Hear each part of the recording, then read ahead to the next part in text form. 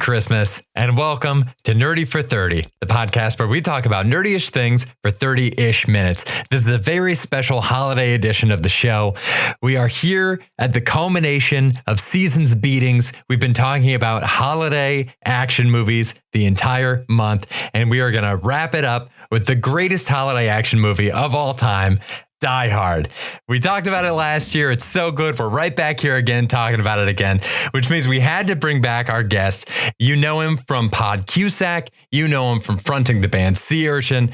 You love him for all of it. It's Matt Strickland. Matt, thank you so much for being here. Yippee-ki-yay! Nerdy for 30. It's so happy. I'm so happy to be here. In your intro, you said it's the best Christmas action movie of all time. I'll say it's the best action movie. No, it's the best movie of all time. Whoa. Oh my God. It's my favorite, and good that you got the video running because you can see I am wearing my now I have a machine gun ho ho ho sweatshirt to get in it's the first time I broke it out this holiday season, so I'm fucking ready. Let's go. Are those blood stains, or is that just your wet hair just stained? It'd be funny if it came with the blood stains. That happened until I was posing for the camera, and I was like, "Oh my God, maybe this was a mistake." The first thing I thought of when I saw that scene was like, I have to get that sweatshirt. I was like, somebody has to make this, and now Matt's rocking it. I love it. Matt, is there enough meat on this Die Hard bone for us to spend yet another year talking about the greatest action movie of all time? I'm not sure that we'll really start running out of things to talk about until we get to like year 10, 12.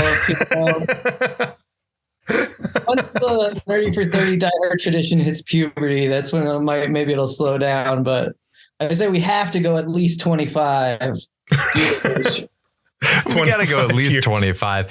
As you know, the entire point of this podcast is to earn enough money to get the rights to play the movie on YouTube so that we can do our own director's commentary over top. Yes. Yeah, we need to do a Mystery Science Theater over Die Hard, which would be fantastic. So listeners out there, start Venmoing me money at Matthew-Lee-Strickland. We're going to edit that out. I promise you I will take that's that. A bold move. Yeah, we're going to take that right out of there. We're gonna have to bleep that. The money for buying the rights to Die Hard. You can also send him as many requests as you want. Yeah, guys, where do we begin with this? I'll say. Oh, you go. You sound like you had a great head of steam, and I just cut you off. Go for it. It's all good. I was going to say, where do we even begin with this? I think we got to begin at the beginning, the plane scene. What a weird way to start the movie, right? I love it because the movie's so great. It sets things up and pays them off. The plane scene, it like establishes that he's a cop. It establishes that he hates to fly, which then leads to the taking off the chute. All that stuff, which then leads to he's barefoot the whole time. It establishes that every chick wants to fuck John McClane.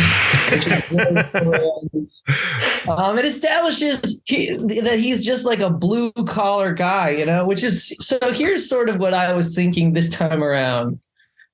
Is this the greatest? Okay. I've never, didn't study history. It's in college, besides the basic requirements. I didn't study economics in college besides the basic requirements.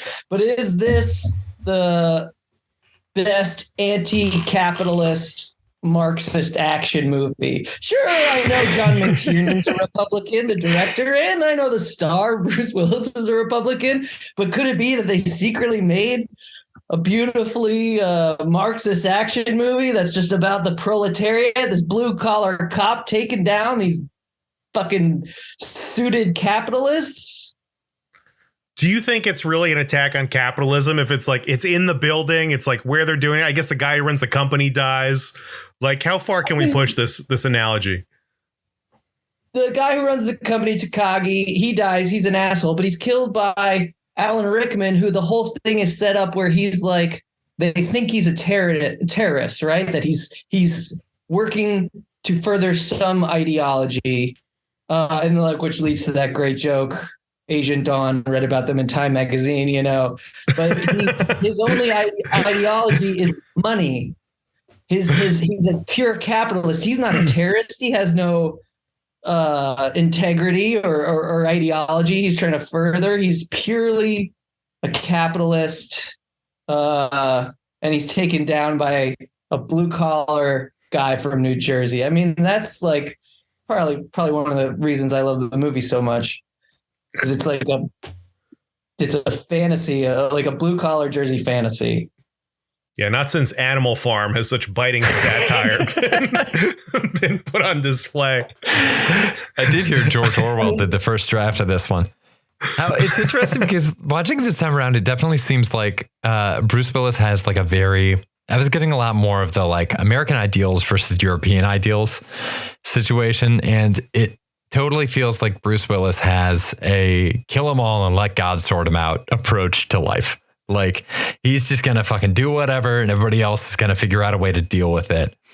So thinking about it now, I can definitely see the symbolism you're talking about where it's like, yeah, this is a blue collar guy. This is a fantasy about a blue collar guy who's able to like fight his way out of a situation that he's hopelessly outclassed in.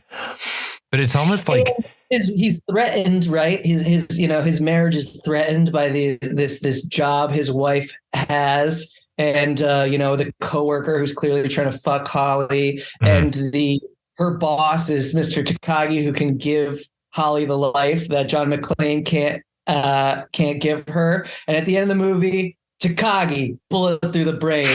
Ellis, bullet through the brain. Nakatomi Plaza, blown to bits. The company's dead.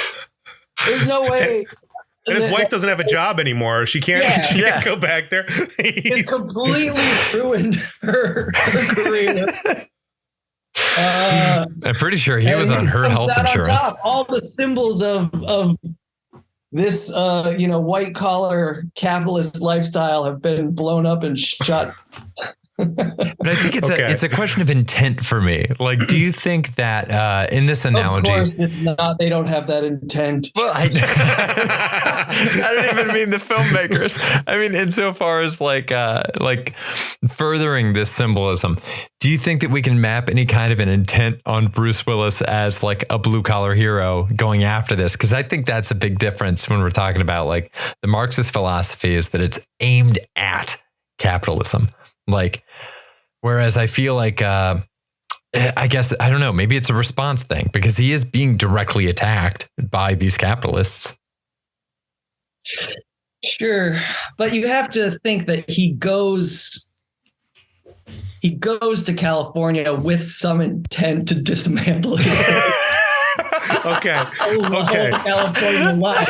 Right? Whether it's conscious or subconscious, he's going out there hoping that she'll be like, it sucks out here. I hate making all this money. Sure, I'll come back and live in an outer borough with you.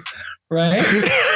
Dude, this leaves into my takeaway from this rewatch I did.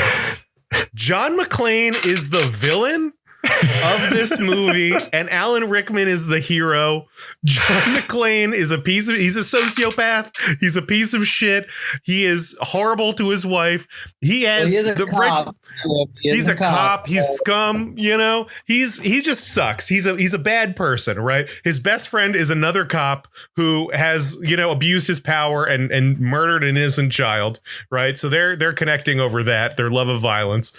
And then when he gets off the plane, he sees the couple running to hug each other. And he's like, only in California. And it's like, oh, okay. So he thinks showing any sort of love or compassion towards your partner is something that only could happen in California. That's not how he's ever treated his wife before. He thinks the idea of her jumping into his arms is laughable and less than him. Right. So he's like, he's a shitty. He also hates that his wife has a job. So he's sexist and he doesn't think she's going to succeed. He doesn't believe in her. He just doesn't want her to have this job. She could be a diner waitress. Sure. She could be a lower status job underneath him. She could be a candy striper that he comes to get packed up. Yeah. As long as dinner's on the table when John McClane comes home, he doesn't care what she does. But I'm with this John McClane's a villain angle. The line when he's talking to Argyle in the limo. Yeah.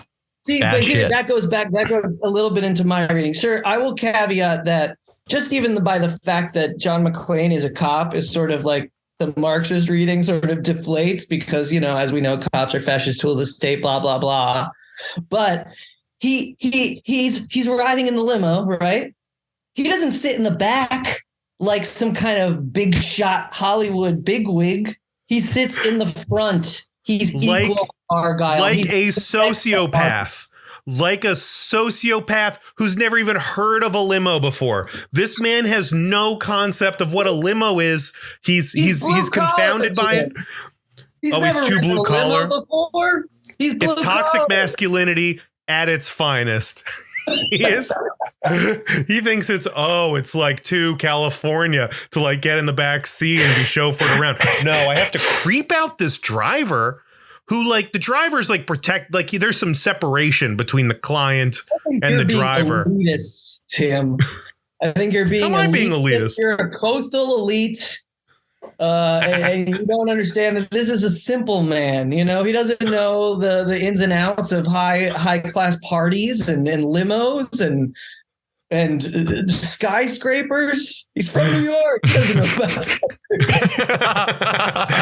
He's never even heard of a limo. He's never seen one in a movie. He's never heard of getting in the back with it. I don't know. I just feel like it's a real power move. Like when you call the Uber and then you sit in the passenger seat next to the driver. It's just like a real. It's like it feels like I always feel like I'm intruding on their space when that happens. They let it happen. Have you ever done that when it's just you? No, but how crazy would that be? That's what John McClane did. He called an Uber and then he sat in the passenger seat with no one in the back. This guy's crazy. Crazy. What's great about that too? Argyle did have to do that same thing that always happens when that happens in an Uber, where the driver has to move some stuff out of the front seat so you can sit there. They always have stuff on the seat, and then you show up with like 5 people. Everybody knows you should have ordered an XL. Nobody wants to pay for an XL. They're like, yeah, I guess I'll move this Burger King bag out of here. I got a question for you, Tim. John McClane sitting in the front seat of this limo. Yeah. Imposing on Argyle. When he's sitting in that seat, do you think he's manspreading? Oh, he's definitely manspreading. Don't get me off on this manspreading thing, because I think manspreading has been under attack for too damn long. Men spread those legs. Okay, this is not the direction I wanted to take that. This is not at all. All of a sudden Kevin is like, oh, is he manspreading in this one person seat? This is his personal space. Oh, well, now he's claimed it. I mean, this is like some white savior bullshit, or like what was the thing where it was like where Americans just like ventured into the they just conquered other lands because of what? Manifest Destiny? Yeah, Manifest Destiny. This is him encroaching on a man's space, taking territory that does not belong to him, just so he can masquerade as a tough guy. All right. And now I have a question, Tim. Part of your whole thesis is that he's the villain. So if he's the villain, how is Gruber the hero? I just think Alan Rickman is. I just love Alan Rickman so much in this. Because he's charming. Yeah, he's charming. He's a nice guy. He's always been cool to me. That's the thing I don't understand is like I heard all these bad things about him, but he's always been a nice guy to me.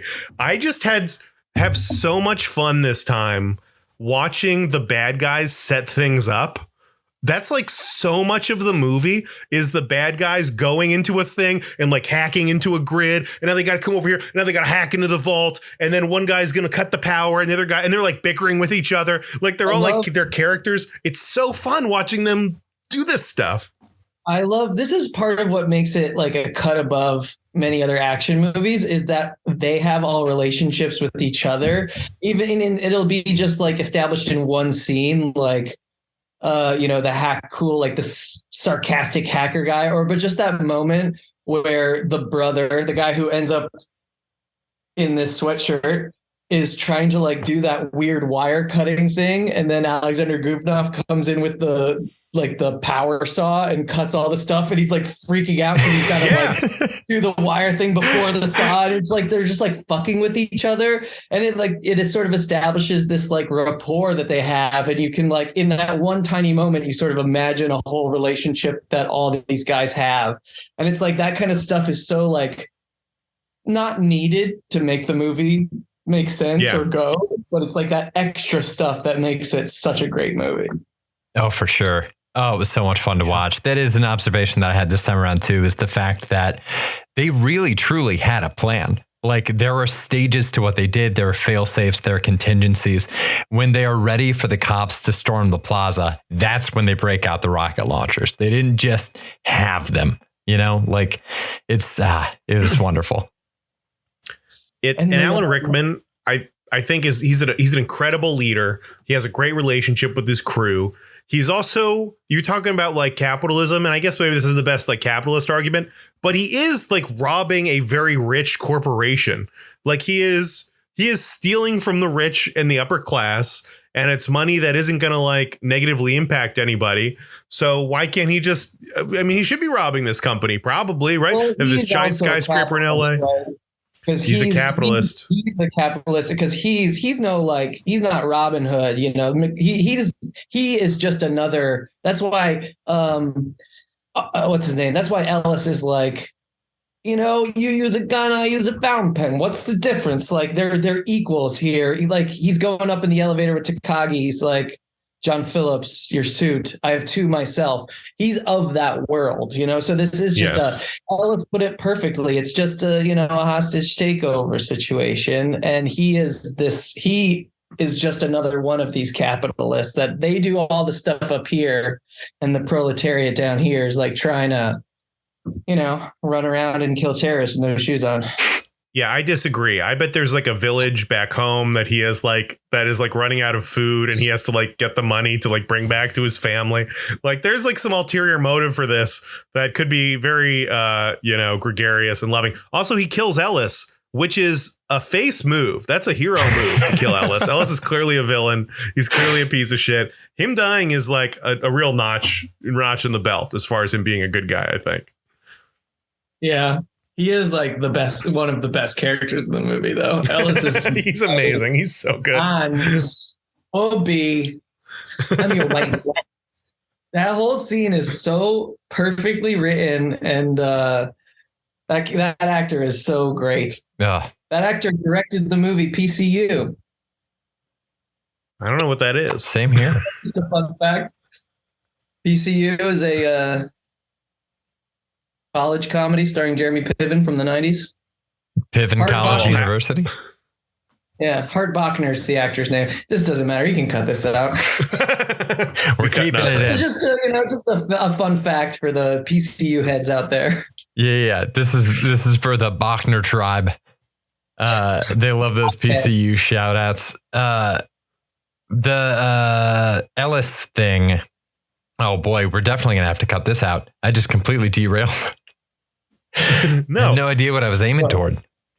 Hans Gruber, it stood out to me. A moment in this stood out to me, which I think again paints him in a heroic light, right? The scene where him and John McClane have their first like face to face, right? Hans Gruber is the leader of this operation. He's the boss, right?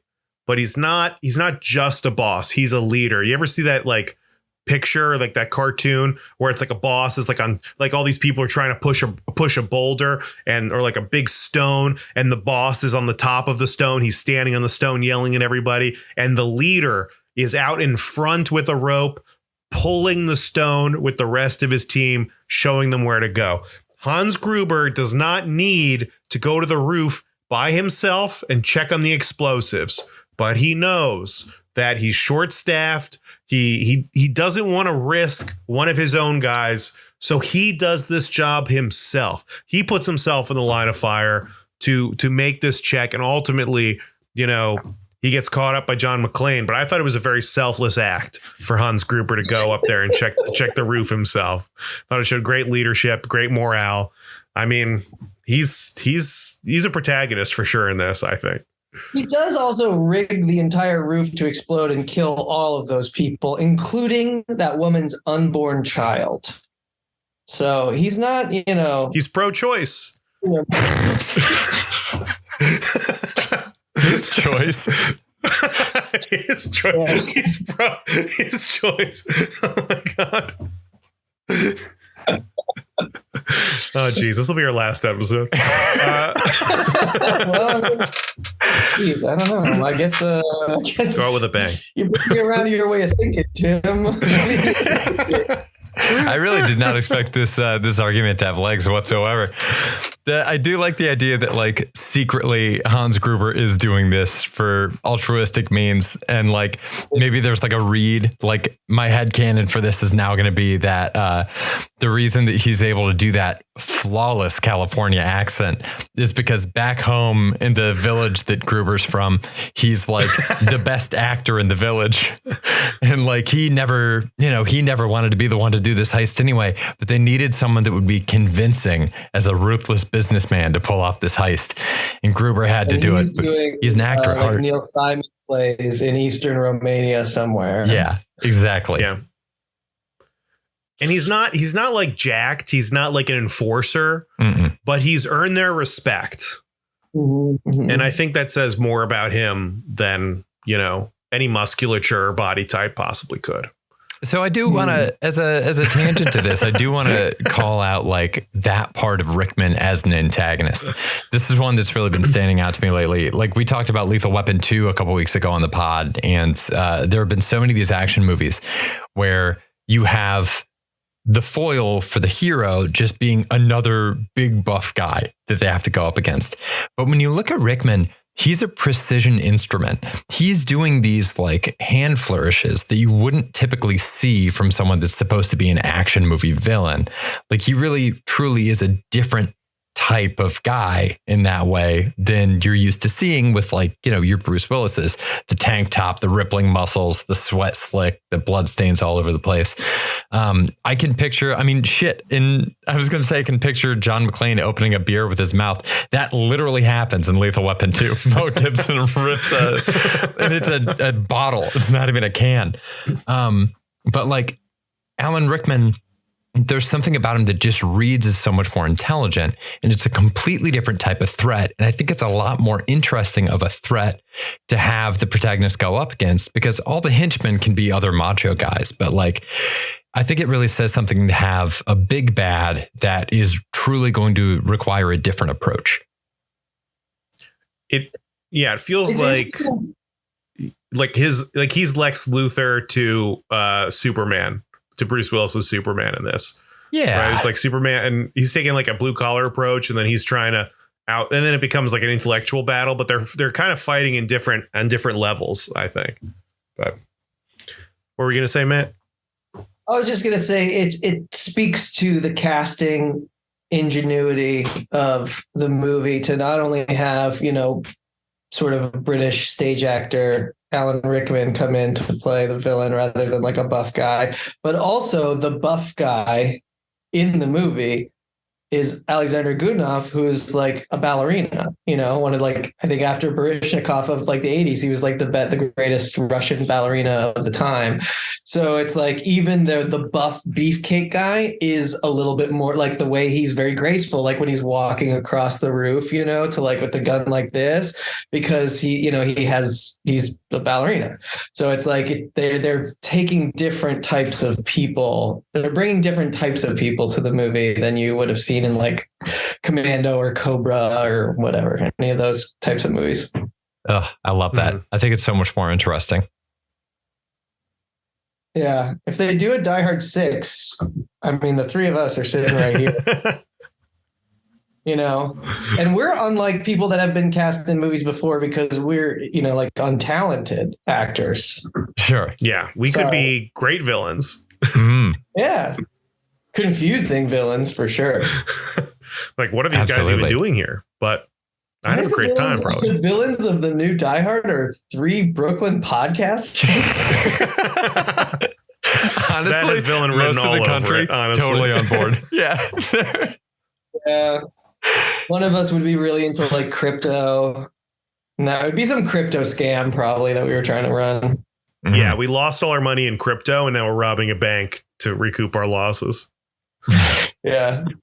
It's the bank John McClane just started working at. We get a great gag where like, I'm like the hacker. I get us into the bank vault, and then it opens up, and Strickland's like, "Where are all the NFTs?" And I'm like, "What?" And he's like, "We opened up the vault. Where are all the NFTs?"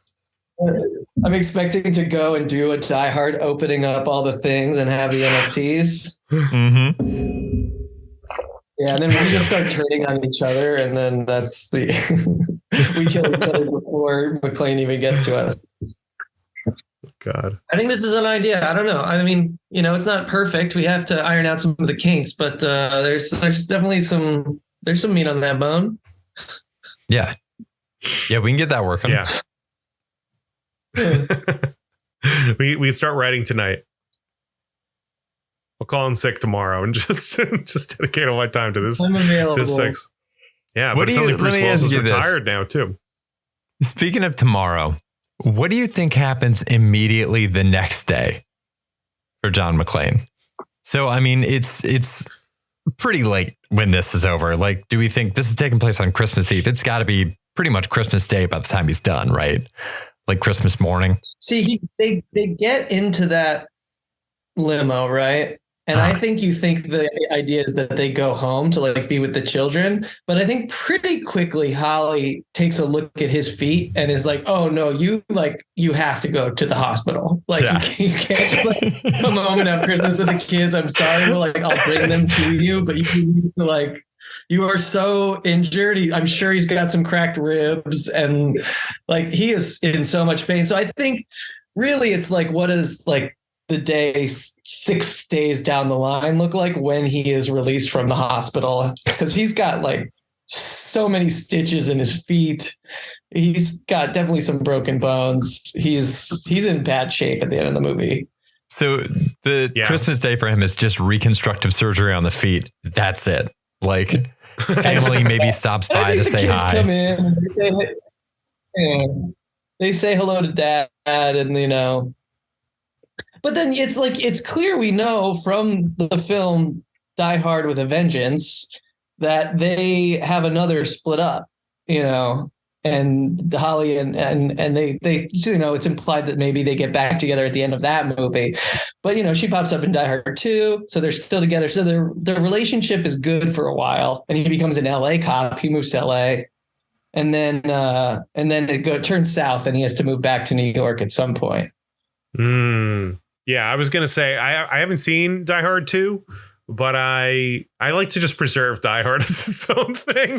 I don't know. It is sort of perfect, but Die Hard 2 is, I think, it's been one of those like people have shit on it so much that now it's become underrated, and it's not as bad as people. It's not as good as Die Hard: The Vengeance, which is also really good, but it's certainly worth a watch. Also, a Christmas movie. Yeah, I would definitely say Die Hard 2 is worth a watch. I feel like they get through like the holidays together, and then after a while he stops hugging her, or he's like, okay, so we're heading back to New York now, and she's like, no, I have a house here, the kids are in school, I have to stay. And then he goes and he's like, but I have a job, and then he tries to go to New York, or he tries to stay, but then they stop hugging as they were before, and he just stops being as generous with his like showing his love of her. He stops doing all the things, all the California things that he thought were beneath him before, and then slowly comes up with another plot to sabotage a hero from saving his village. I don't know, there's something I think we could redo this. I mean, history will be on my side when it comes to John McClane. When you guys watch Die Hard, I mean, how many times have you seen the film? Like, I've certainly seen it more than I'm in the like 50-ish range probably over the course of my life. I'm still in single digits, I think, but it's close. Yeah, I think I am too. I think I saw it for the first time in maybe like 2016, 15 or 16, like relatively recently. And have watched it every year since then. and a couple more times, Yeah. probably around like 9-ish. When you see it, but you've seen it a few times now. What is your experience when watching it? Do you find that you're seeing new things, or are you just enjoying the experience? Like, is it just, because for me, it's like I've memorized this movie basically. And now when I watch it, sometimes I'll bring like I thought of the Marxist angle before I rewatched it, so it's like I was going in looking for an angle, but it's not like that just like appeared to me because it's like clearly not true. But it's like I feel like I'm less like finding new things and just like enjoying it the way you enjoy a good peach. And you're like, I know what a peach tastes like. I'm not gonna it's not gonna be reinvented for me, but I'm never gonna not want like a good peach. You know what I mean? Yeah, I mean my whole Hans Gruber is the hero take was just this time, for whatever reason, I just got so much more enjoyment out of the villains in this. That was kind of my revelation this time, was like I loved all their relationships. I loved how they had so much busy work to do. And it just really resonated with me this time, how the big bad you were talking about was so driven because his brother died, which I guess, I don't know why that never really sunk in with me, but he is like out for vengeance. He's like, he needs revenge. Like it became very personal to him. And there's a reason why he's like at the end of the movie doing, trying to get his last shot in and like going after him and everything. Yeah, I really enjoyed it. Sweet. So now I'm like having trouble remembering. Is he the same guy? Is the ballerina dude the same dude at the end who like stands up and tries to take the shot at him? Yeah. Yeah. Yeah. So then he didn't fall out of the building, right? How did he get to the bottom? I think the cops probably found him injured because remember McClane like basically hangs him. They have that fight at the top and he hangs him with the chain and you think he's dead. It's sort of like the Jason Voorhees like coming for one last kill. So I'm sure, just some paramedic was like, holy shit, you're in terrible shape. Let me get you out. And he's like, fuck off. And he like grabs his gun and goes. Because in the final scene when he confronts Hans Gruber, he's got his wife taken. There's like another guy there. And I guess for whatever reason this time, I just was like, why is this other guy here? Do we know this guy? I was like trying to figure out, did this guy have specific relationships? Like, what was it about this? Is he just an unnamed henchman? I couldn't tell like what his deal was. Like, why is he in the final fight scene other than that it's like cooler for John McClane to like kill two people? I don't know. The guy who looks like Huey Lewis? I think so. He's like he's in the final scene. When he does like the tape gun thing, he shoots him and then tries to shoot Hans. So like, who is that guy? Like, what's his deal? Why is he there? Is the scene heightened because he's there? Is it like a more fulfilling for him to kill him? And then he's like not really done with Hans. And there's like this extra thing. Like I don't know. I guess I think it's like an interesting choice because I think most of the time nowadays you would see just a face-to-face hero, villain trying to save this one person. It wouldn't be hero, villain, villain's friend. And then like usually, I think it's just it ups the stakes. It's just ups the stakes because he's got two bullets and there are two guys. So he's got to hit both like a bullseye 2 times.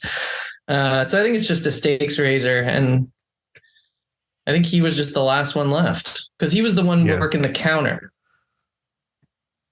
Oh, downstairs in the snack booth with the I got $50 on these assholes. Yeah. I love that guy. He's great. Honestly, the people downstairs are awesome. The way he talks to the cop is amazing. It's just the bad guys in this are so awesome. They're great. All great. And like even his like weird line readings where he's just like, thank you for your time. He's like, no problem at all. And he like has this weird sing-songy thing. He's just like, there's a famous story about the movie The Magnificent Seven, right? So it's like Yul Brynner was the star of that movie. It's a Western version of the Seven Samurai from like the 50s. And it's got Yul Brynner, who's the star. And then the rest of the seven are all these up and coming actors. So it's like a very young James Gardner, very young James Coburn, very young Steve McQueen, and Charles Bronson, and like a couple other guys. But the thing is, whoever would be the center of the scene, the other guys would be in like the background doing stuff. And because they were like up and coming, like young 20 something actors, like they all were doing business. And like Steve McQueen does this thing with like a knife where he's like flipping it around, and it's like not super drawing attention from Yul Brynner, who's like the star, but it like sort of is. So it's like everyone, it has their like thing where they're like, fuck, I need to be noticed. Like, I can't just be like one of the seven. I got to be noticed. So they're all doing their thing. And I feel like in Die Hard too, it's like the hacker guy, the guy who loves candy. It's they all have their like little thing where it's like, oh, I'm going to use this moment to like do something memorable that'll get me noticed. And it's like, that's like one of the reasons the movie's so great. Is like everyone's memorable, from even like the guy who gets killed and sent down. He's just like, he's got weird small feet, and he's like, no one is coming to help you. He's got like weird, like they're all weird line readings. It's just, everyone's so good. Everybody's got a look too. Yeah. I think this was fun to do. This is when the movie, now I'm looking at this movie and thinking like, oh, all these actors are having a good time. At least all the bad guys they're all goofing off. They're all doing weird voices. It's cool. It's like it feels like it must have been a fun set. I have no knowledge of this, but just from like all the like goofy stuff they're doing, it feels like, they're able to take risks. They do a bunch of different takes with fun stuff, different line readings. It just felt like, it feels like everyone's having a good time as like performers, like as an actor. And like the script is so good. Everyone gets like some fun lines, Yeah. There's good quips. I wanna do one thing. So I looked up, the American Film Institute has their list of heroes and villains that's like of all time. The top 50 heroes and the top 50 villains of all time.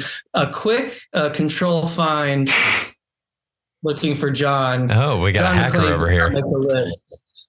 John He's McClane not on the list. Make the list, but did you check the villain side? Hans Gruber did make this list. He's down at 46, which I think is bullshit. But I think we should just go through the top 10, and you should say, like, let's see, is Hans Gruber a better villain than this person? Because I feel like he's better than most of these people. Dude, this is great. Number 10, the Queen from Snow White and the Seven Dwarfs. Yeah. Yeah, of course he's better. Yeah, Reagan from The Exorcist. Reagan? Yeah. Yeah, they listed Reagan, not the devil. Yeah, the poor victim.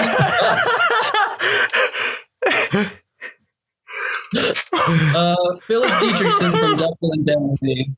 That's Barbara Stanwyck's character. That's a great movie, but like, I think it's safe to say Hans Gruber. Yeah. This one's tough. Glenn Close from Fatal Attraction. She's pretty good. I've never seen it. Yeah, that one is tough. I got to take an L on that one. No shame losing to Glenn Close, though. Yeah, I know. Hans Gruber's better than that. Mr. Potter, A Wonderful Life, he's just a fat banker. I think it's safe to say that Hans Gruber's better. It's like absolutely Nurse better. Ratched. Like sometimes they're like Nurse Ratched, One Cuckoo's Nest. Like now we're getting to the top.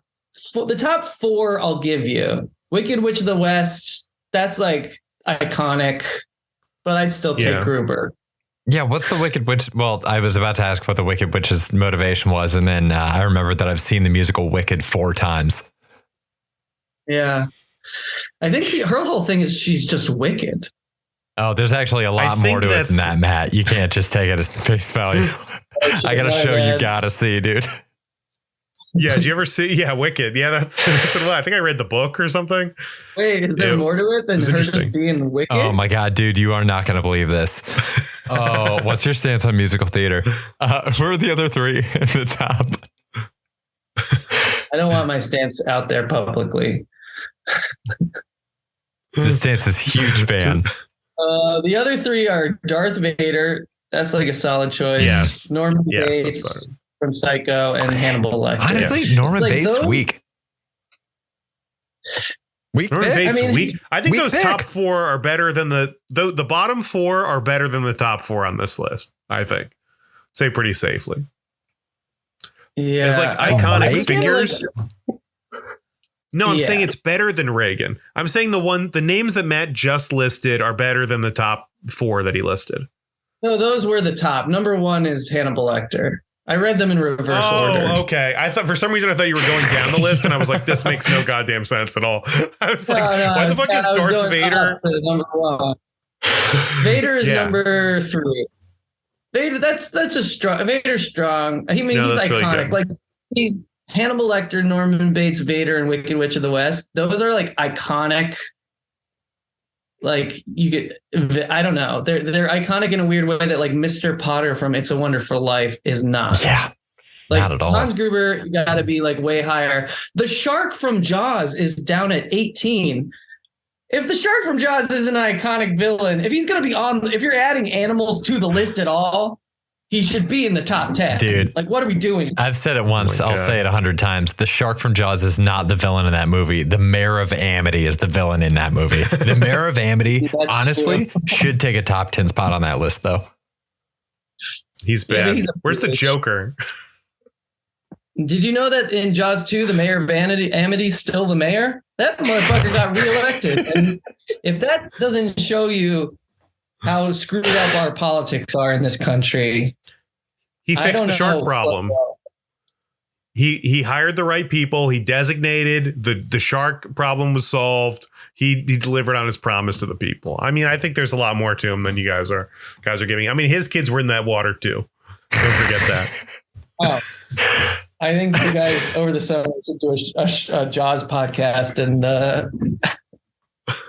we did Jaws 1. We got to do Jaws 2. Did. I've never seen Jaws 2. That would be kind of fun. Oh man. Oh, it is fun. It's not as good at all, but it is very fun. Yeah. Yeah. As long as Brody's in it, I'll be happy. Guys, we're coming up on the 45-minute mark. Any last remarks you'd like to drop on this one? Any last things you would like to say about Die Hard before we do this again next year? I mean, we got to save some stuff for next year, but I do think it's a really, if you're going to watch it this holiday season, which I think you should, go in with a little bit more class consciousness and see if my Marxist theory holds any water.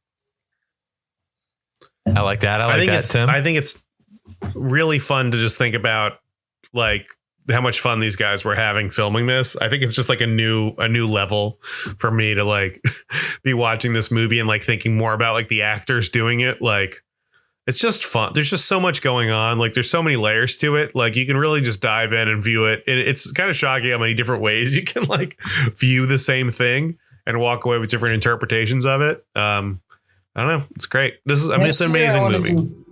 I want to do a Buddhist reading of Die Hard next year. I'm fully on board for that. Oh my God.